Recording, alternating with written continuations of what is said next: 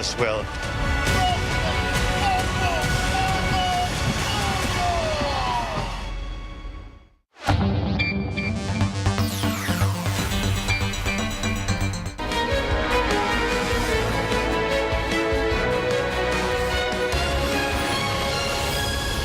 This is Newsnight, where we go above and beyond the headlines. I'm Mai Rodriguez, sitting in for Pia Ontiveros. Tonight on the program, at the end of the election period, were candidates able to beat the deadline for the filing of campaign spending reports? It's not only the SUV owner in the Mandaluyong hit-and-run case who's in legal trouble. Security guards in the subdivision where he lives are also facing charges.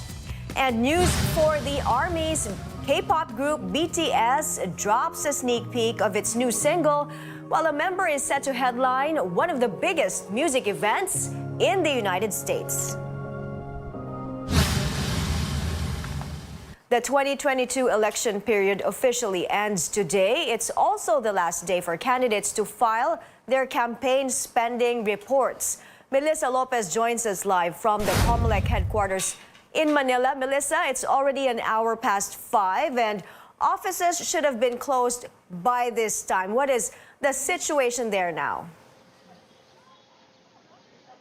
That's right, Mai. There's still a line by the corridor outside the COMELEC's campaign finance office even after the supposed 5 p.m. deadline. Representatives of candidates, political parties, and party lists are here to beat the Wednesday deadline to file their statements of contributions and expenditures, or SOSE. All who came here just before 5 in the afternoon will be accommodated within the day.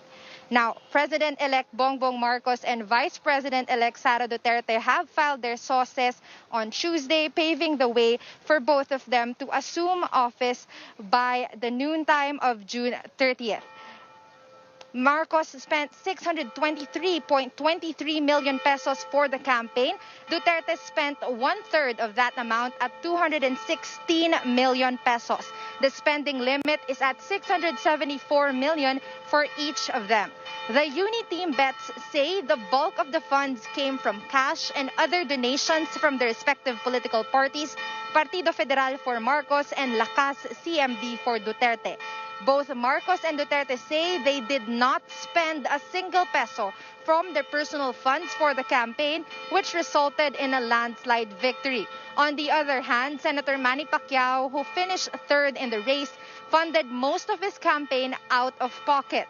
He said half of the 119 million pesos he declared to have spent during the February to May campaign came from personal funds. Other presidential contenders like Vice President Leni Robredo, Manila Mayor Isko Moreno, and Senator Ping Lacson have filed their SOSEs, but they were not released to media. Vice Presidential bet Senator Kiko Pangalinan's staff also filed a report Wednesday declaring a campaign worth 130 million. Of this, 21 million pesos came from his own pocket. Most of the winning senators, as well as most party list groups, have so far completed the process. COMELEC is strict with supporting documents showing who donated cash or goods and where these were spent, down to every receipt.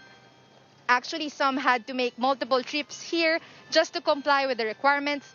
All candidates are required to submit the SOSE before assuming office, even those who lost in the race. Late filers face a fine between 6,000 to 10,000 pesos, and those who fail to file expense reports in 2 elections will be perpetually banned from public office. Back to you, Maya. Melissa, you mentioned the SOSE is required for elected officers. Now, what happens if winning candidates did not file their SOSE by today? That's right. So if they do not file anytime between now and June 30, they cannot assume office. However, they will be given a chance. They have until mid-November, or that's 6 months since they were proclaimed, to submit their SOSE, but of course with a corresponding penalty. And if they don't, and if they still are unable to comply by then, their posts will actually be declared vacant. Mai? Thanks, Melissa Lopez there reporting.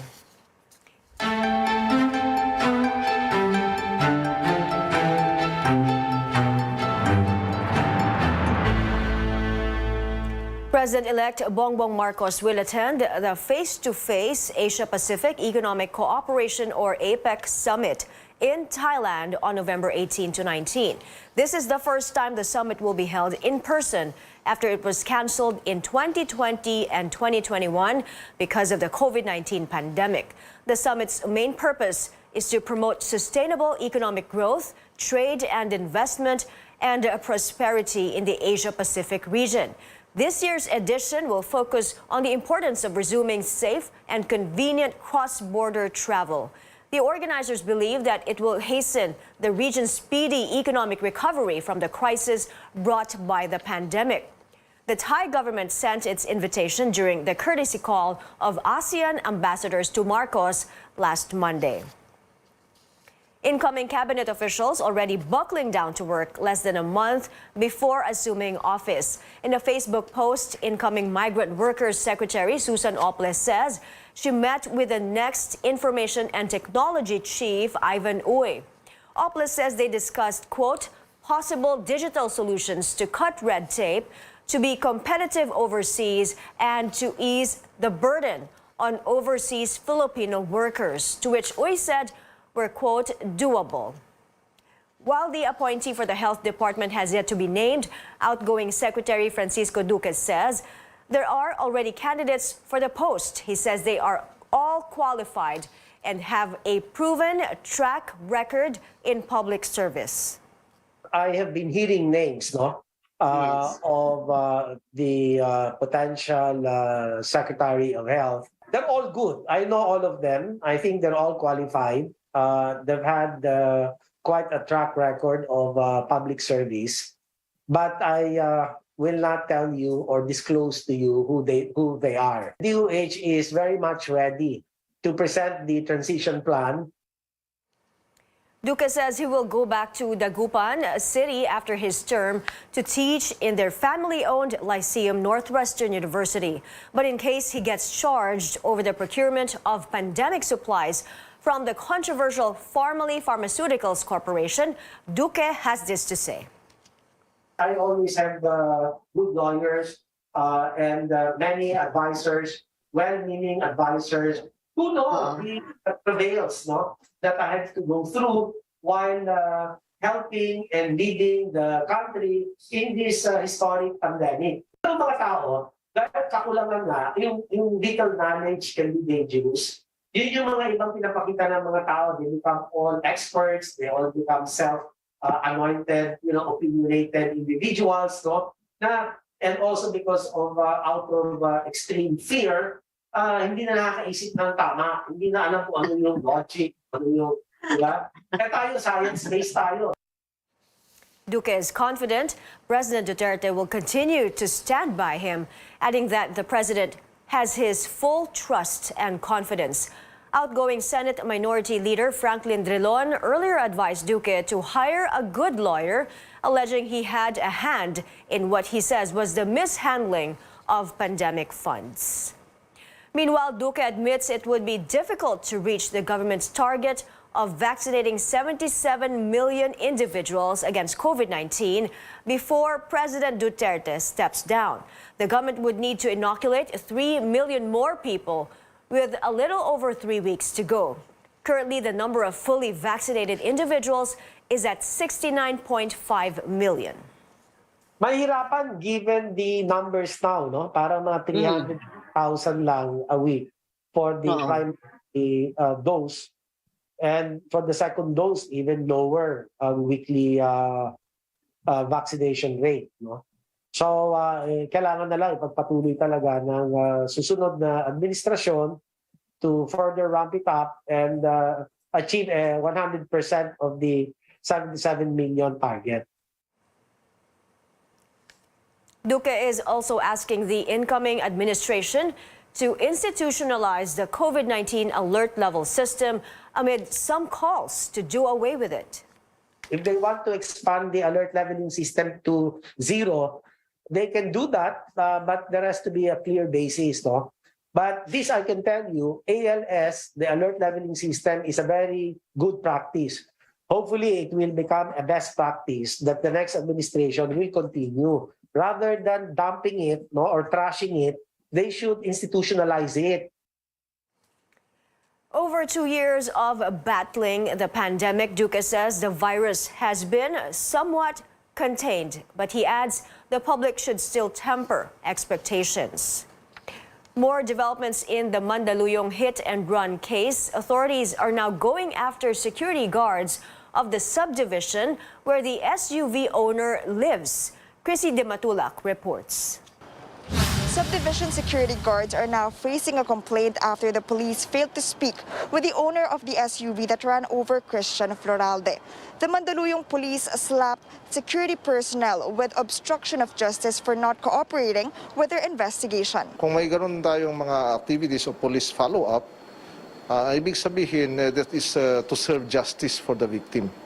So kung tayo pinagbawal po, yun ang magiging sinasabi natin na obstruction of justice because the justice has not been served. Authorities identified the owner of the white SUV as Jose San Vicente. According to their initial assessment, it's possible that the address used in the vehicle's registration was that of the owner's father. Itong si Joel, ang pagkaalam namin, Joel San Vicente is the father of the owner of this vehicle. So, yung owner of the vehicle is Jose Antonio San Vicente. And the father is Joel San Vicente, who is, according to the security guards, siya po yung nakatira dito sa given address doon sa subdivision.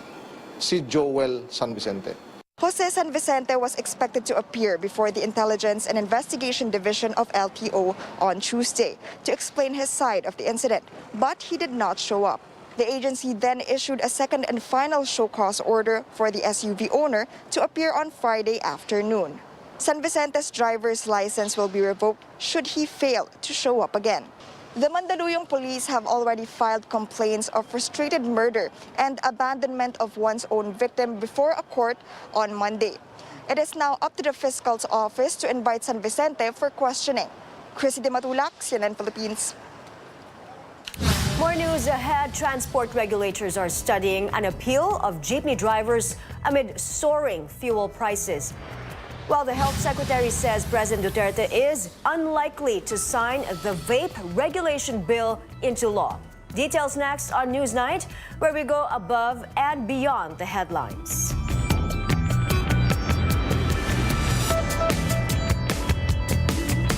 Land Bank has always believed that in this country, we have to dream big. And so we learned to build something out of nothing, improving the quality of life for our people so that we can keep in step with a brave new world and make our big dreams come true. Fried chicken? Timplang happy. Tocino? Timplang magandang gising. Inasal?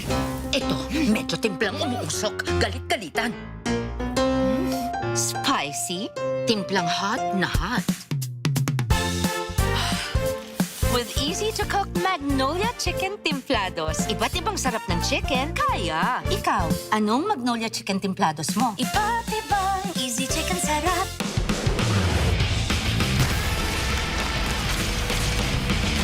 Pag ang tama, mali, di makagalaw, wasak, kumukuhit, sakit ulitin. Ang Red Horse Beer, kapag ang lasa, ang sipa, tama, kayang sumabay para sa isa pang bote.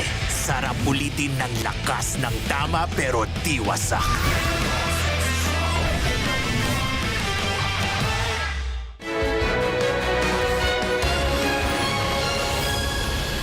Welcome back to Newsnight. A decision on the proposed 1 peso hike in jeepney fares is set to come out this week. Transport regulators say they are looking into the appeal of drivers amid soaring fuel prices. The LTFRB hit the red light on the petition of jeepneys for a provisional fare increase in March. Rest assured po natin yung mga operators po natin na tinitingnan ng maigi ng board po natin yung mga nangyayari on the ground. The board is seriously considering all sides po, no, the effect dun sa drivers and the operators on the one hand, and then doon sa mga commuters naman, kasi we have to have a balancing of interest also. The first tranche of the 6,500 peso aid for drivers is on track for completion this week after delays caused by fuel card issues and the election season. The LTFRB says the second batch may begin by end June or next month. Transport groups, however, are renewing calls to suspend the fuel excise tax. One of them, Manibela, slams the government for its fuel subsidy program, which it says is not enough to cushion the impact of the crisis. Hindi naman namin hinihingi 100% na pansamantalang itigil nila. Kahit 50% doon sa excise tax, bahat magbebenepisyo po itong nasa transport sector, siguro po pag-aralan nilang mabuti. May mga tumigil pero alternate po yung pagbiyahe. Kung halimbawa may 20 unit doon sa isang ruta, 10 ngayong araw, 10 naman yung susunod na araw para po may kitain. Pagka may dumaang libre sakay bababa, doon po sila lilipat. So pinapatay po yung aming hanap buhay. Finance Chief Designate Benjamin Jokno earlier said the incoming administration is not keen on suspending fuel excise taxes, but lawmakers are finding ways to support transportation workers. Senator Risa Ontiveros says she wants to expand the service contracting program to include more drivers and operators, while Senator Win Gatchalian urges the government to look for other oil sources instead of relying on imports. Good news for job seekers. The Department of Labor is marking Independence Day this weekend with a job fair. More than 100,000 local and overseas jobs are up for grabs, whether in manufacturing, IT and BPO, logistics, and construction, among others. The job fair will be held in 23 sites across the country. The Trade and Industry Department is also holding a virtual career fair in partnership with JobStreet this June 13 to 17. For more details, catch JobStreet Philippines Country Manager Philip Quioca on The Final Word tonight at 9 here on CNN Philippines.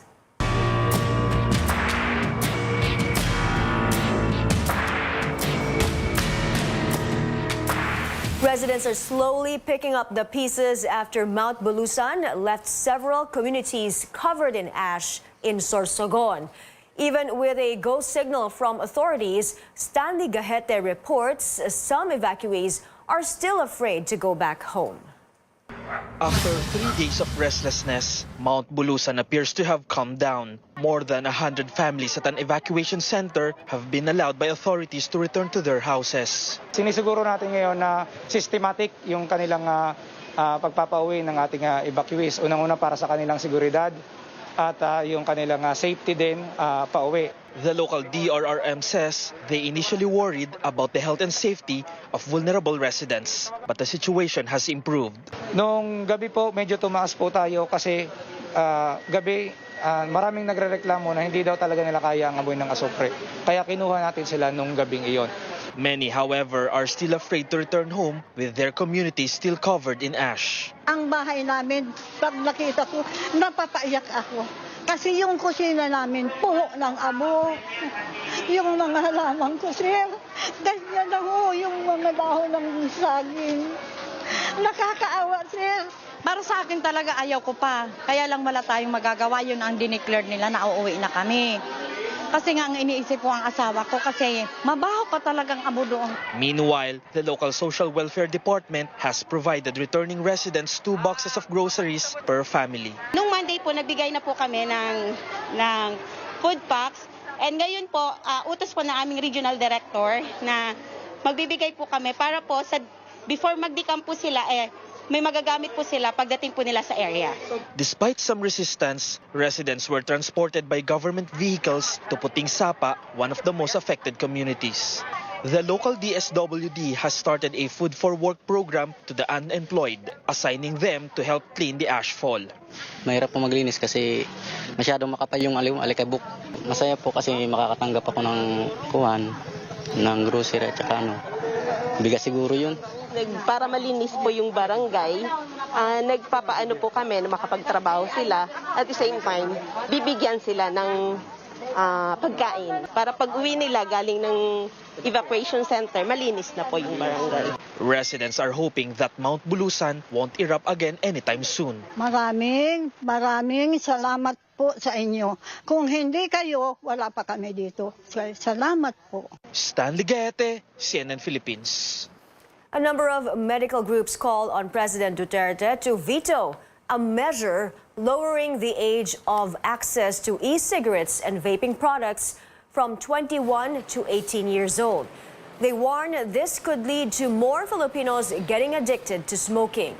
The health chief says it is unlikely the president will sign the bill into law, citing the harmful effects of e-cigarettes.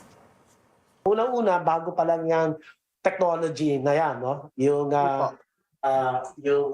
electronic nicotine device. There has also been a twofold increase in future tobacco use. So yung sinasabi na parang mag-reach is out of the tobacco, cigarette, traditional smoking, hindi totoo yun. Many studies have shown that e-cigarette is a gateway to cigarette use in a year's time, as well as a gateway for alcohol and substance abuse.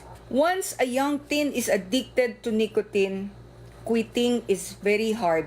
Safer is not equivalent to safe. It is not harm reduction, but a dangerous nicotine trap. Congress ratified the vape regulation bill in January, but health advocates say it has yet to reach the president. Another threat for residents of the province of Batangas, local officials fear a possible rise of diseases from the high arsenic levels in their water. They're calling on the national government to help address the problem. George Cahiles with part 2 of his report. Water coming from this pumping station in Barangay Sinisian East in Lemery, Batangas was found to contain dangerous levels of arsenic. The pumping station is being operated by a small barangay-based waterworks system. Pagka kami nagpagawa po uli ng panibago pong source ng tubig po, siyempre po hindi po namin kaya po yun sa aming, katulad po ng aming asosasyon pong ito, hindi po namin kakayanin. The high arsenic level was first observed after the explosion of Taal volcano in January 2020. With their meager resources, the waterworks system operator couldn't afford facilities that may help in lowering the arsenic level in water.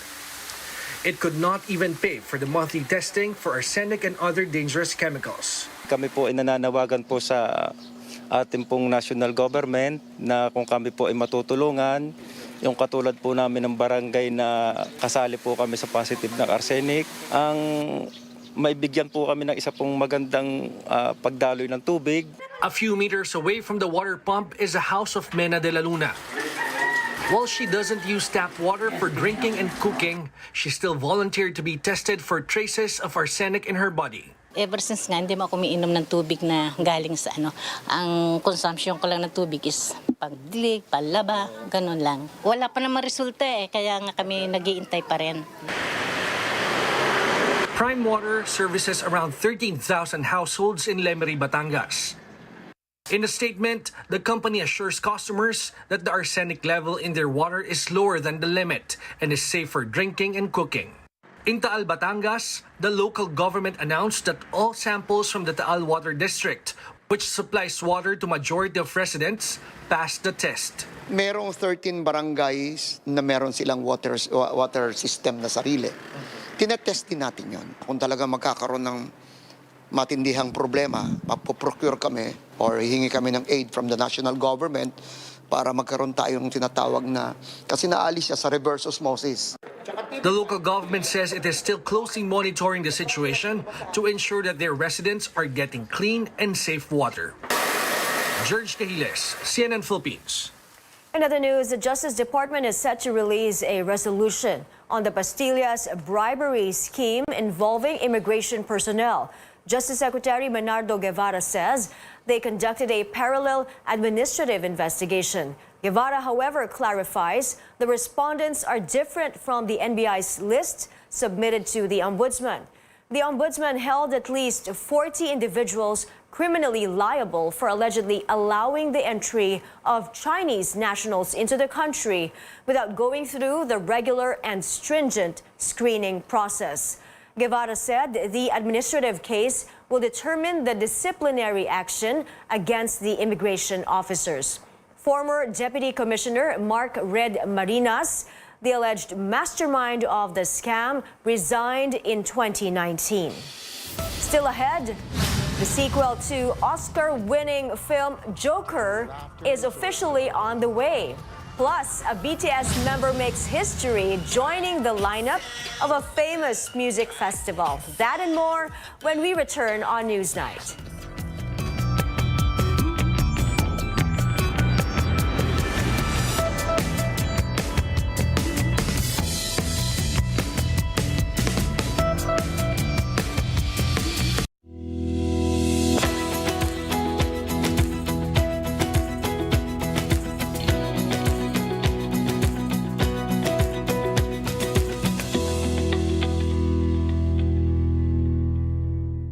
Bilib ako sa MX3 dahil ito ay napatunayang may alpha, beta at gamma mangosteen.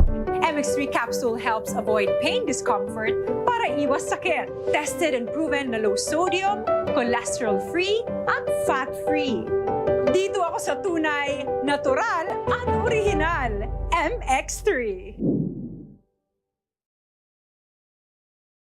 Mahalagang paalala, ang MX3 capsule ay hindi gamot at hindi dapat gamiting panggamot sa anumang uri ng sakit.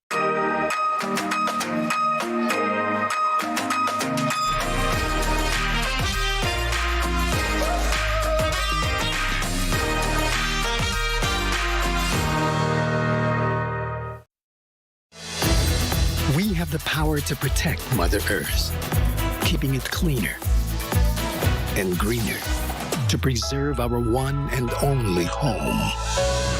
Powering the good life. Meralco.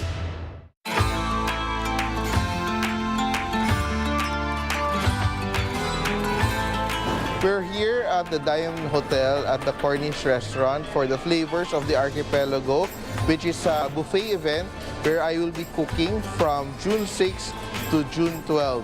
I will be cooking regional cuisine, so dishes from Luzon, Visayas, and Mindanao. And I'm doing traditional dishes, so these are dishes without twists or spins. I would like people to realize that Philippine cuisine is so interesting, it's so delicious, and has a lot of stories to tell. So if they delve into Philippine culinary history, they'll become very proud of their heritage. We would like to invite everyone to partake our Filipino Food Festival here at Cornish Diamond Hotel Philippines from June 6 to June 12. You may call our landline 8528-3000 or you may book directly at our website, Diamond Hotel Online Shopping.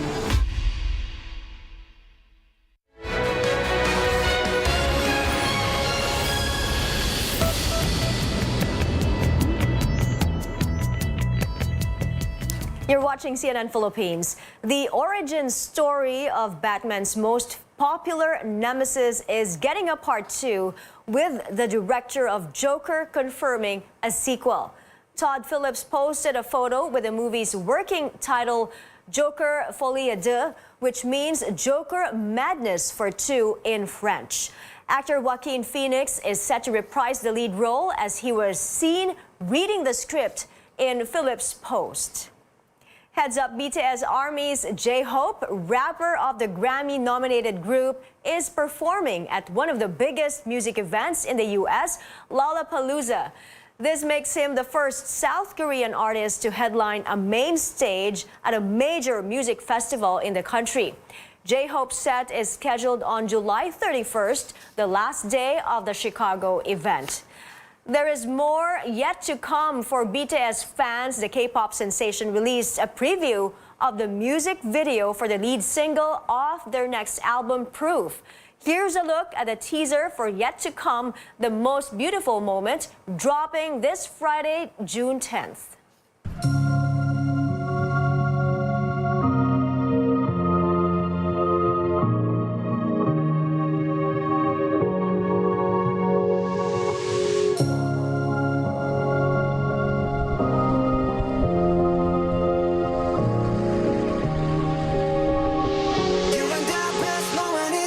to come. The anthology album Proof also comes out this Friday. Callum Scott's heartfelt ballads will be heard on the Manila concert stage again soon. The English singer's Bridges Asia Tour is coming to the New Frontier Theater in Cubao, Quezon City on October 20th. Ticket selling opens on June 15th. Scott is known for hits like You Are the Reason and his cover of Robin's Dancing on My Own. And that's it for now. Join me again on News.ph at 7 p.m. I'm Maya Rodriguez sitting in for Pia Ontiveros for Newsnight, where we go above and beyond the headlines.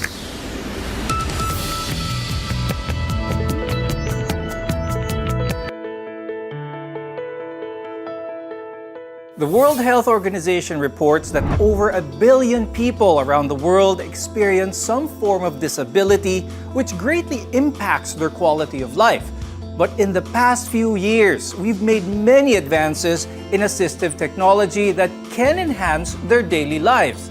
This includes items, equipments, or even software programs that allow persons with disabilities to function independently. On the program today, we'll talk about the common disabilities here in the Philippines and the assistive technologies available that can help and empower these individuals. I'm Dr. Freddy Gomez, and welcome to MedTalk Health Talk on CNN Philippines.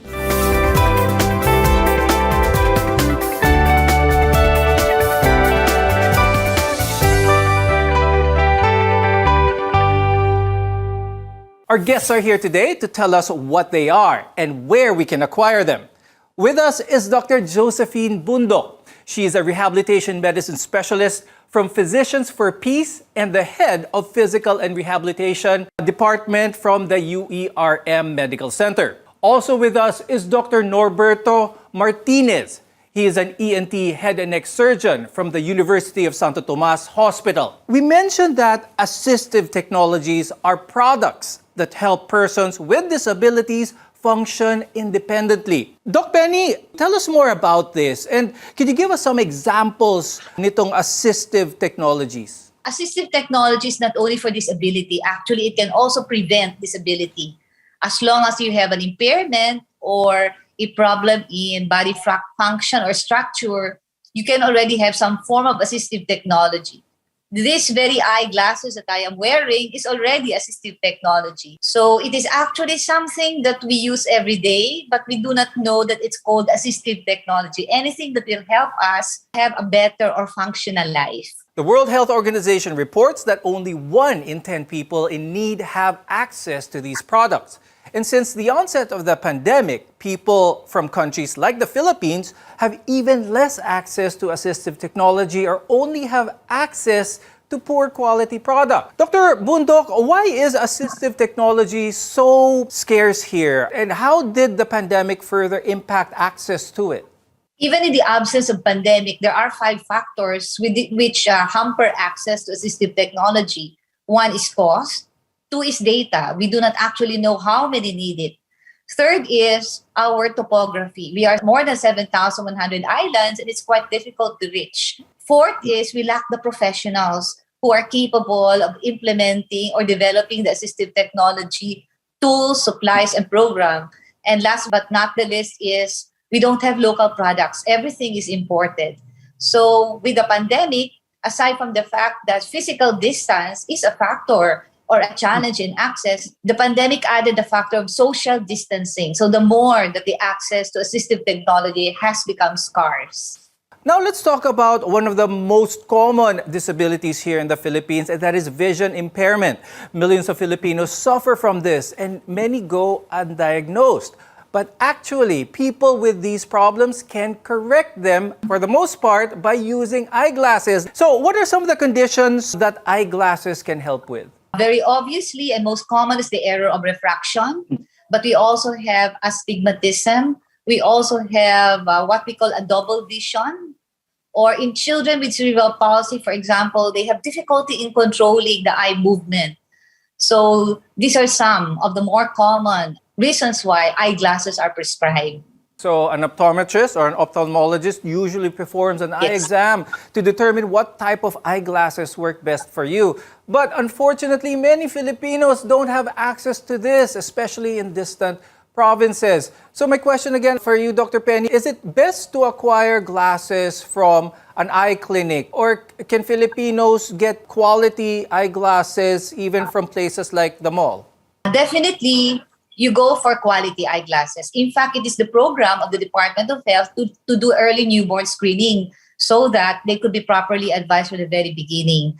Having it in the mall would be good, but if and only if there is also an ophthalmologist working with an optometrist who will be able to prescribe the proper type of eyeglasses that is needed. We should exercise caution because there are a lot of eyeglasses which are being sold without any prescription, and this will do more harm than good. Now, from vision, let's talk about hearing naman. So because hearing loss, for the most part, affects the elderly, but many people who work in loud environments like construction places or factories may experience it as well. It also affects younger people due to prolonged use of earphones when listening to music, watching TV, and now attending online classes as well as meetings. Dr. Martinez, please explain to us the difference between noise-induced hearing loss and age-related hearing loss. What are some of its distinct symptoms? When we talk about age-related hearing loss, it's hearing loss, it actually starts as early as when you are reaching the age of 50. But most of the data would say that the definition of age-related hearing loss is hearing loss that occurs from 60 and above. No, if you look at the global data, they say about 1/3 of people whose age is 75 and above would have some degree of hearing loss, which is age-related. That's part of the wear and tear of the organ. No, when we talk about noise-induced hearing loss, so that can actually occur at any age, for as long as you are exposed to noise, which is detrimental to your hearing, that can damage the inner ear, the hair cells of your cochlea, then that is noise-induced hearing loss. In fact, through a hearing test, you can differentiate the two. Now, Dr. Martinez, let's talk about hearing aids, because the use of hearing aids can help people with noise-induced or age-related hearing loss lessen that experience. They work by amplifying sounds, but it's more than just a microphone and speaker. It helps with specific frequencies. That's why, Dr. Martinez, what are some of the steps that Filipinos can take to obtain a hearing aid after, of course, being properly diagnosed? And how does one know which type works best? You have to have a hearing test. So we know the pattern of your hearing loss. We know if it is, say, for example, conductive hearing loss that may affect the canal of the ear or even the middle ear, which can be remedied medically or even surgically. No? If it is something that is irreversible, then we consider hearing aids. And again, that will rely on your hearing test.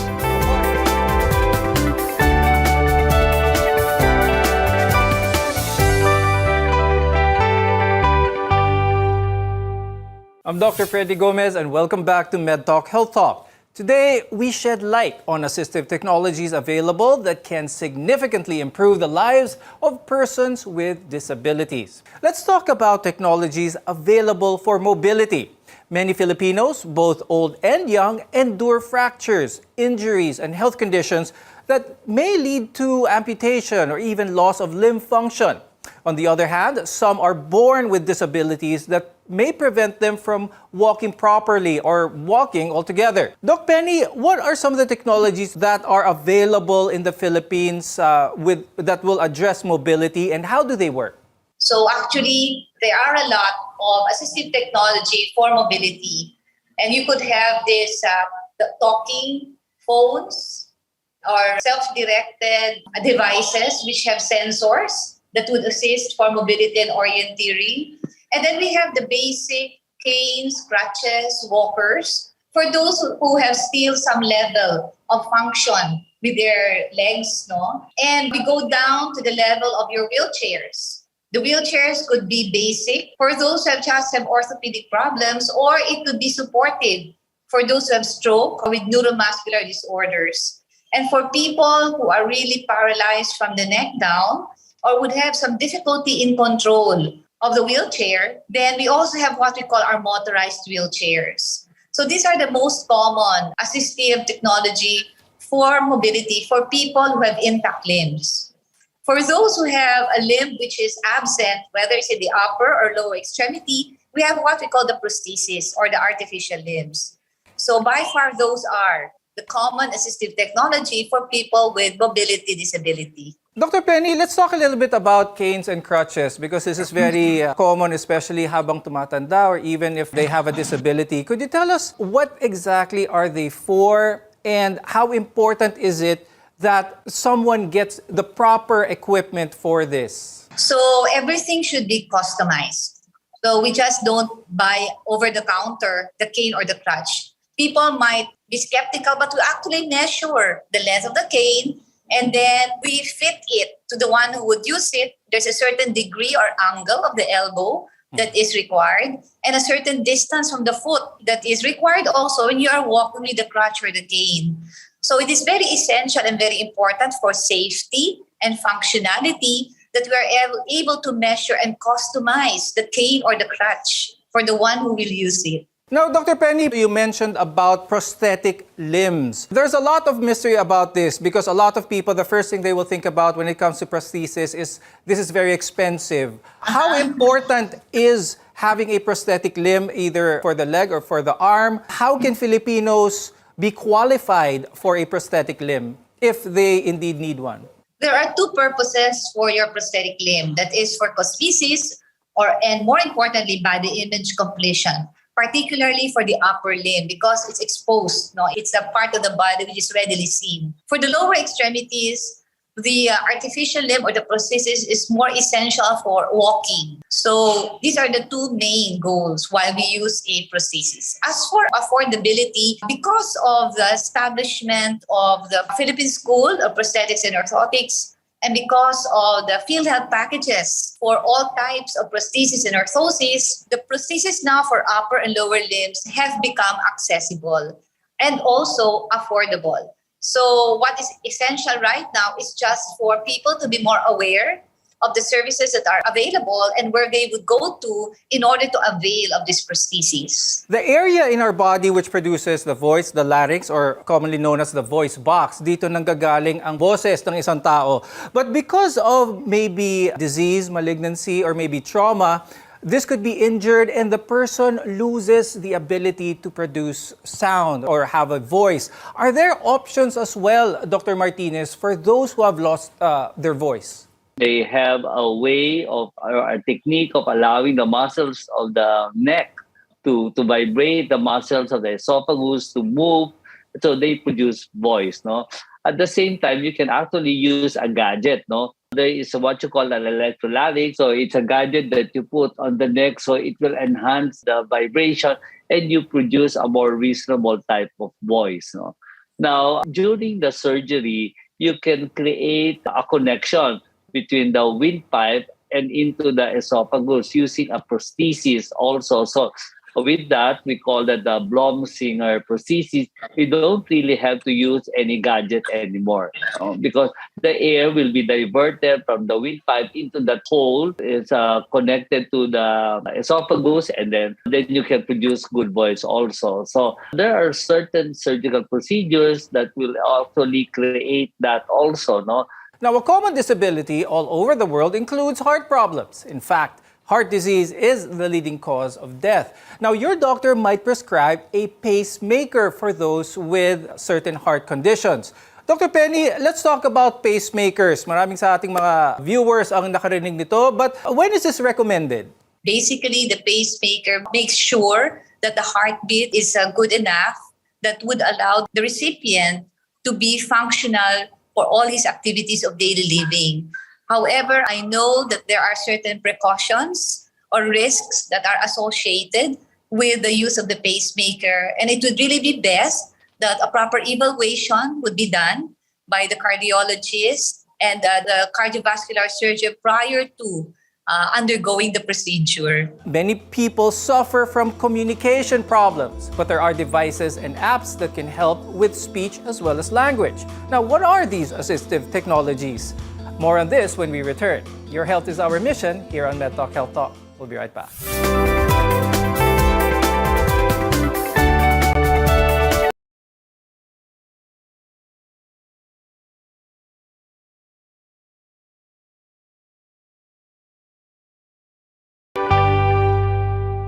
I'm Dr. Freddy Gomez and welcome back to MedTalk Health Talk. Many people around the world suffer from some form of communication problem, but there are many devices available today to help these individuals communicate effectively. Doc Penny, what are some of these technologies? And could you tell us a little bit about how they can help those who are visually impaired, hearing impaired, as well as voice impaired? So in terms of communication for the visually impaired, we have the Braille. And then we also have applications in the cell phones wherein text could be converted to speech or speech can be converted into text. For our hearing impaired, we actually have the very basic sign language. But recently, they have developed a glove in which you would make motions and the sensors in the glove are able to convert it into speech or text also. Now, one of the more common ways for the hearing impaired to communicate is through sign language, either those who are hearing impaired or vocally impaired. Dr. Martinez, let's talk about sign language for those who have lost their ability to hear or their ability to speak. Do we have our own version here in the Philippines? How can, are there areas where people can learn sign language? Yeah, we have the so-called Filipino Sign Language. No, this is something that was developed, and the proponents of this one are based at the institution in the University of the Philippines, the Filipino Sign Language. And the group also from St. Benilde actually were instrumental in coming up with this Filipino Sign Language. But for purposes of international communication, then the more common will be the American Sign Language.